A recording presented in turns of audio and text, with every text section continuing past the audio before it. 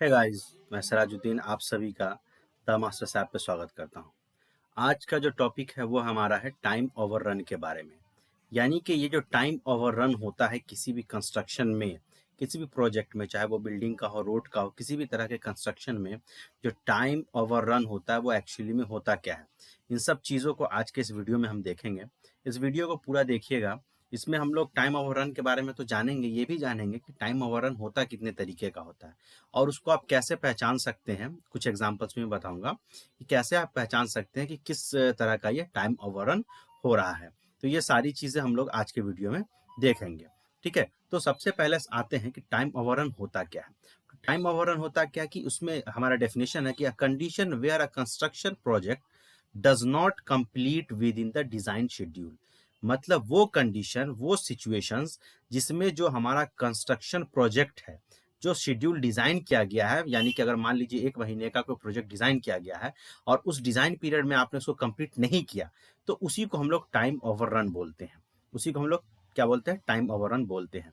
तो ये डेफिनेशन से भी आप देख सकते हैं कि वो कंडीशन जहां पे कंस्ट्रक्शन प्रोजेक्ट जो है कंप्लीट नहीं होता है डिजाइन शेड्यूल के अंदर, उसको हम लोग टाइम ओवर रन बोलते हैं। यानी कि 1 महीने का प्रोजेक्ट आप 1.5 महीने में कर रहे हैं, 2 महीने में कर रहे हैं, या जो भी, अगर 1 महीने से ज्यादा आप जो भी टाइम ले रहे हैं वो टाइम ओवर रन हो गया उस प्रोजेक्ट का।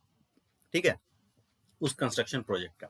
अब ये एक्चुअली में जो अलग अलग तरीके के जो स्टेक होल्डर्स होते हैं वो रिस्पॉन्सिबल होते हैं ये जो कंस्ट्रक्शन प्रोजेक्ट में डिले होता है। तो एक तरीके से टाइम ओवररन को आप डिले भी बोल सकते हैं कि ये जो किसी भी कंस्ट्रक्शन प्रोजेक्ट में जो डिले हो रहा है इसी को टाइम ओवररन बोलते हैं। ठीक है, तो ये जो डिले होता है, ये डिले कितने तरीके का होता है, यानी ये टाइम ओवररन कितने तरीके का होता है। तो आइए देखिए, सबसे पहले कि जो डिले होता है, टाइप्स ऑफ डिले 2 तरीके का है। एक हमारा नॉन एक्सक्यूजेबल, मतलब जिसके लिए कोई एक्सक्यूज नहीं हो सकता है, और दूसरा है एक्सक्यूजेबल, और जिसके लिए कोई एक्सक्यूज होगा। जैसे कि मान लीजिए आप कहीं जा रहे हैं, आपसे मतलब पैसा एक गिर गया, एक गिर गया का मतलब चलिए गिर गया, ये इसके लिए कोई एक्सक्यूज नहीं। लेकिन अब मान लीजिए आपने उसको घुमा दिया जानबूझ के, या उसको आपने खर्च कर दिया, तो वो एक्सक्यूजेबल है कि हाँ भाई मैंने इसको खर्च किया। तो ये जो एक्सक्यूजेबल टाइप्स जो होता है डीले का, ये 2 तरीके का होता है, एक नॉन कंपनसेबल होता है, एक कंपनसेबल होता है। तो ये जो चीज है इसको हम लोग देखेंगे आगे के वीडियो में। ठीक है, तो सबसे पहले आइए non excusable delay. Non excusable delay होता क्या है? तो जो कॉन्ट्रैक्टर होता है या सप्लायर होता है वो रिस्पॉन्सिबल होता है, ये इनएक्सक्यूजेबल, या इसी को हम लोग नॉन एक्सक्यूजेबल भी बोलते हैं, इसी को हम लोग नॉन एक्सक्यूजेबल डिले भी बोलते हैं। और ये जो है अपना इसको बचाने के लिए वो जो है क्या करते हैं कि अपने काम को बढ़ाते हैं एस्टिमेटेड टाइम में, और जो है कंपनसेशन जो है अपना ऑनर को उनको देना होगा। तो ये आपका नॉन एक्सक्यूजेबल डिले, इसमें आपको एक्सक्यूज नहीं कर सकते हैं। तो ये कॉन्ट्रैक्टर या सप्लायर जो होता है इसके लिए रिस्पॉन्सिबल होता है। अब ये जो नॉन एक्सक्यूजेबल डिले होता है, ये होता क्या क्या है? जैसे कि मान लीजिए कि ऑनर आपका जो डिले हो गया शॉप ड्राइंग में या सैंपल मटेरियल में। मान लीजिए आप कोई दुकान बना रहे हैं, उसका ड्राइंग डिले हो गया, तो ये ऑनर का मतलब नहीं, ये कॉन्ट्रैक्टर या उसका जो सप्लायर है या उसका जो उसने जो आर्किटेक्ट रखा हुआ है उसने डिले किया, इसमें ऑनर की कोई गलती नहीं है। तो इसके लिए कंपनसेशन उसको ऑनर को देना होगा, या मटेरियल जो है वो नहीं आ पाया, या अगर आपका पुअर कम्युनिकेशन या कोऑर्डिनेट है पार्टीज के बीच में। जैसे कि मान लीजिए कॉन्ट्रैक्टर है जो ये प्रोजेक्ट को बना रहा है, उसके पास बहुत सारी पार्टीज है, जैसे फ्रेमवर्क के लिए अलग पार्टी है, मटेरियल्स के लिए अलग पार्टीज होती हैं, मशीन्स के लिए अलग पार्टी। अगर आपका कम्युनिकेशन अच्छा नहीं है, तो मान लीजिए कि आपने कल उसको किसी चीज़ का कास्टिंग कराना है, ढलाई कराना है, अब वो कल आके परसों आए, 2 दिन बाद आए, तो ये पुअर कम्युनिकेशंस की वजह से भी ये डिले होता है।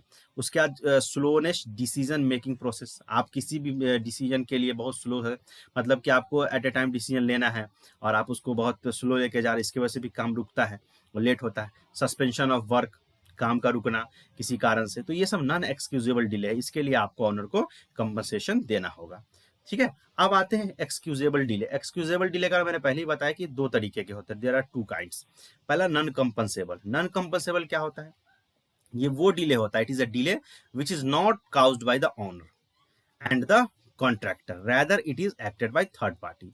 यानी कि एक्सक्यूज भी देना है, एक्सक्यूज है, डिले का एक्सक्यूज है हमारे पास। अभी पीछे वाले में एक्सक्यूज नहीं था, लेकिन अभी हमारे पास एक्सक्यूज है, लेकिन इसके लिए ना ही ऑनर रिस्पॉन्सिबल है और ना ही कॉन्ट्रैक्टर रिस्पॉन्सिबल, कोई थर्ड पार्टी। अब ये कौन सी बात, थर्ड पार्टी कहने का मतलब कि इसमें जैसे कि नेचुरल कैलेमिटी है, जैसे कि कोई जैसे कि नेचुरली कुछ हो जाए वहाँ पे, उस जगह पे बाढ़ आ जाए, कुछ हो जाए, तो उसके वजह से तो काम रोकना पड़ेगा। दूसरा है कि अनहेल्दी वेदर, मौसम ठीक नहीं है, बारिश का मौसम है, तो आप काम कैसे करें कंस्ट्रक्शन का। या जैसे कि मान लीजिए कि आप जितने मजदूर को ला रहे हैं उसको पैसा नहीं मिल रहा, उन लोगों ने स्ट्राइक कर दिया है, या वहाँ पे आग लग गया है, या गवर्नमेंट ने किसी वजह से उस काम को रोक दिया है। तो ये सब क्या है, नॉन कंपल्सेबल डिलेज है। ठीक है। और इसकी वजह से due to this contractor get extension in time and does not pay any compensation to owner and contractor for delay damages. अब इन सब की वजह से क्या है, क्योंकि ये आपका नॉन कंपल्सेबल, इसको आप कुछ कर नहीं सकते हैं। ठीक है। और एक्सक्यूज भी आपके पास है कि भाई बारिश हो गई, मौसम, इसको हम क्या कर सकते हैं। तो इसके लिए आपको किसी भी कॉन्ट्रैक्टर को, आप जब पढ़िएगा टेंडर वगैरह के बारे में, कॉन्ट्रैक्ट के बारे में, तो इसमें क्या है कि उनको एक्सटेंशन मिलता है इस काम को करने के लिए, और इसमें उस कॉन्ट्रैक्टर को किसी भी चीज के लिए कंपनसेशन ऑनर को देने की कोई जरूरत नहीं, क्योंकि इसमें उसका कोई भी हाथ नहीं है। एक्सक्यूज है उसके पास कि भाई आग लग गया या मजदूर ने धरना दे दिया। ठीक है। और इसका जो एग्जाम्पल है वो सेम, वो जो अभी मैंने लिखा है, फायर हो गया, नेचुरल चेंजिंग एनवायरनमेंट है, या विंड है, या स्नोफॉल हो गया, ये सब तरह का चीज हो गया, तो काम तो रोकना पड़ता है। या अर्थक्वेक आ गया, बहुत डैमेजेस हो गए, तो ये सब जो है ये थर्ड पार्टी की वजह से होती है, तो इसके लिए ये नहीं, तो ये नॉन कंपल्सेबल डिले है। अब आइए कंपल्सेबल डिले क्या होता है। ठीक है। कंपल्सेबल डिले क्या, it is a delay which is not caused by the third party. ये वो डिले जो थर्ड पार्टी के कारण नहीं होता, लेकिन ये क्या होता है, it is acted by the owner और द ऑनर्स एजेंट। लेकिन ये किसकी वजह से होगा, जो ऑनर है, जिसने काम ठेकेदार को, कॉन्ट्रैक्टर को दिया है, उसकी वजह से, या उसके जो लोग हैं उनकी वजह से हो रहा है, उसको कंपल्सेबल डिलेज बोलते हैं। जैसे कि एग्जाम्पल जो है, जैसे कि non completion of drawings in the required time by the architect of the owner. मान लीजिए कि हमको एक प्रोजेक्ट बनाना है, कॉन्ट्रैक्टर को आपने काम दिया, लेकिन अगर आप उसको ड्राइंग समय पे नहीं देंगे तो काम तो डिले होगा ही, आप जो काम एक महीने में चाहते हो वो आगे बढ़ेगा। तो इसकी वजह से क्या एक्सटेंशन होगा शेड्यूल में, और ये क्या होगा, ये इम्पोज इकोनॉमिकल डैमेज होगा ऑनर का बाय द कॉन्ट्रैक्टर। अब जाहिर सी बात है, समय बढ़ेगा, और आपने किसी कॉन्ट्रैक्टर के साथ एग्रीमेंट बना लिया, तो उसका जो भी मजदूर है, जो भी लागत है, वो तो खर्च हो रहा है, तो इसकी वजह से नुकसान किसको होगा, ऑनर को होगा। तो इस कंडीशन में कॉन्ट्रैक्टर को will have face to extra indirect cost for both extended field of office and home, जिसकी वजह से जो कॉन्ट्रैक्टर होता है उसको एक्स्ट्रा पैसा, एक्स्ट्रा कॉस्ट लगता है काम का। ठीक है। तो ये कंपनसेबल डिलेज है। ठीक है। अब इसका देख लीजिए, poor site management and supervision by contractor, ये एक एग्जांपल हो सकता है। Poor communication and coordinate by the contractor with other parties. ठीक है। या delays in sub contractor work, sub contractor, किसी कॉन्ट्रैक्टर ने सब कॉन्ट्रैक्टर को वर्क दे दिया, उसकी वजह से वो डिले हो जाए, तो ये सब क्या है, कंपनसेबल डिले होता है। बाकी चीजें मैंने उसमें समझा दिया है। तो इस तरीके का ये सब क्या है, टाइम ओवर रन है, जिसको आप एक तरीके से डिले भी बोल सकते हैं। और जाहिर सी बात है, मैंने पहले बताया कि जो शेड्यूल डिजाइन टाइम है किसी भी प्रोजेक्ट को कंप्लीट करने का, अगर वो टाइम से ज्यादा आप किसी प्रोजेक्ट को ले जाते हैं, तो जो भी टाइम एक्स्ट्रा हुआ वो टाइम ओवररन हुआ, यानी डिले जिसको हम लोग बोलते हैं, वही हमारा टाइम ओवररन होता है।